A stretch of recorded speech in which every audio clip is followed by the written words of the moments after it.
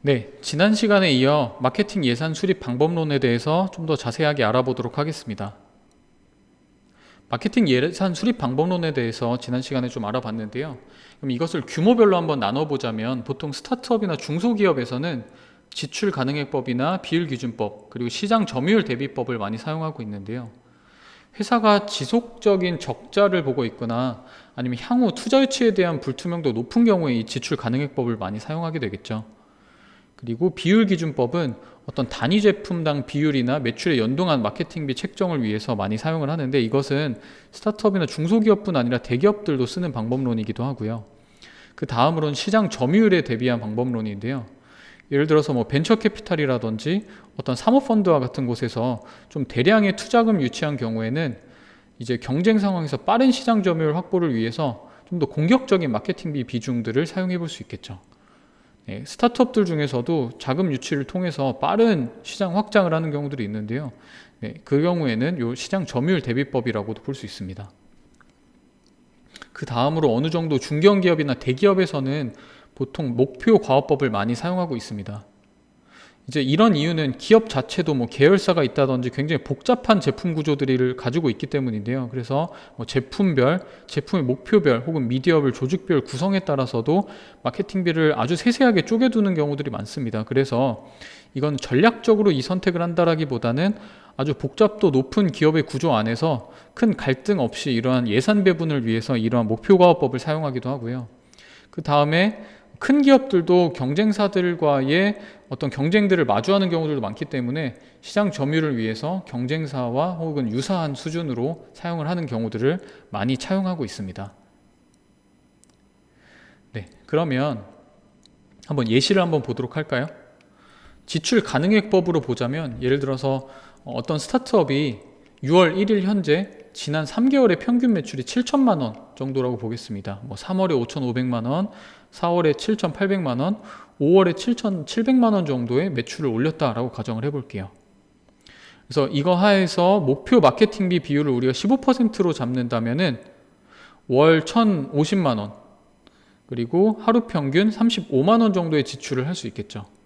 그래서 만약에 하루 평균 우리가 35만 원 정도를 쓸 수 있다라고 한다면 이 중에서 우리가 10만 원을 키워드 광고, 페이스북을 15만 원 정도, 그리고 브랜드 인지도나 영상의 제작비로 300만 원 정도를 사용을 해서 이 안에서 이러한 지출액들을 우리가 가져가 볼 수 있겠죠. 네, 그 다음으로는 경쟁이 치열한 시장에서의 마케팅 예산 수립의 예시인데요. 아주 대표적으로 근 8년 정도 동안 지금 소셜 커머스 회사들이 굉장히 큰 성장을 이뤘는데요. 티켓몬스터, 쿠팡, 위메프와 같은 회사 3개로 지금 현재는 정리가 되었는데, 기존 2011년에서 13년까지는 막 20여 개 넘는 소셜 커머스들의 춘추 전국 시대였습니다. 현재는 최후 3개만 남았지만, 현재는 이 회사들이 어떤 이베이, G마켓, 11번가와 같은 이커머스 회사들과도 경쟁 구도로 이제 진입을 하고 있는데요. 현재 이러한 회사들은 영업 손실이 좀 나더라도 시장의 점유율 확보가 굉장히 중요하기 때문에 시장 점유율 대비법이나 경쟁사 대항법 등으로 이러한 마케팅 예산을 책정하는 경우들이 많고, 모 사의 경우는 매출액 대비 35% 이상의 마케팅비 예산을 소진하기도 한다고 합니다. 이것은 이 이커머스가 미국에서 아마존이나 여러 사례들을 봐도 이커머스 시장을 아주 압도적으로 점유한 회사들이 아주 높은 영업이익률을 이제 향유할 수 있게 되기 때문에 위너 테이크스 얼 시장이기 때문입니다.